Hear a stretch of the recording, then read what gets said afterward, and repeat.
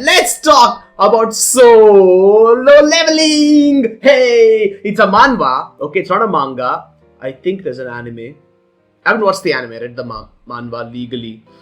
Okay, there is no anime yet, but I believe it's coming up soon. But it's something that I knew I'd like just from the description alone. I didn't read even one page of it and I knew I'd like it. In fact, I first saw it on a Reddit thread where people were talking about solo leveling and I had no idea what it was. And I found myself really interested in the base plotline that they were talking about. It's basically an MMORPG in comic form. Okay, yes, it's like Sword Art Online, but better. Also, Sword Art Online is good, okay? Stop being a hater. Sword Art Online is good.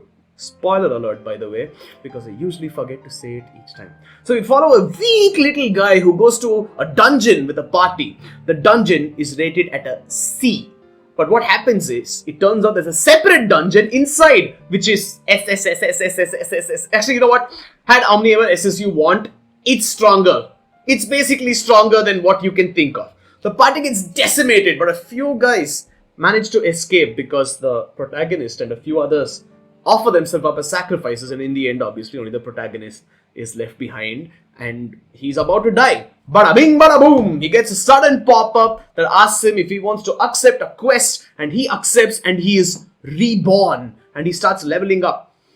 MMO time! So basically, in this world, you have a rank as a hunter and you can't really get stronger unless you reawaken. But the problem is, reawakening is a very uncommon thing and you can't really upgrade from rank to rank unless you are extremely skilled or have hacks up your sleeve, which this guy seems to have. Okay, so let me explain first. I've been very vocal in this channel about the problems with manga where enemies or even the heroes are just too OP and it makes the end result very shoddy, okay? That's still there, like Dragon Ball Z, World Destruction, Naruto, Seven Deadly Sins, but hear me out. This is more like a One Punch Man type of series where the protagonist gets so OP that nobody can match up to him. Well, that's not entirely true. There are some other OP characters. But let me explain why I like this OP manhwa that makes every fight a guaranteed victory for the protagonist. It's simple. I used to play an MMORPG called Tales of Pirates that has since shut down. Top. It's not called Pirate King Online, I think. I haven't played it in a while. It's a shadow of what it was, but my god, it was so fun for Kid Brew. Kid Brew spent all his internet data playing a game, which made the bill so high because we had capped internet. Kid Brew got his butt kicked by his dad, real bad. All for a game.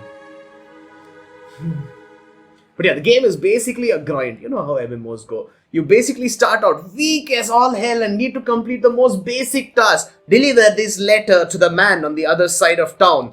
And you get a small boost in gold and equipment. They give you like 100 gold and give you like a level 1 sword or like a little dagger or something. And this is entirely accurate in this manhwa. Then you have monsters that you need to fight. You can't usually fight monsters in cities because they don't spawn there. You need to go adventuring.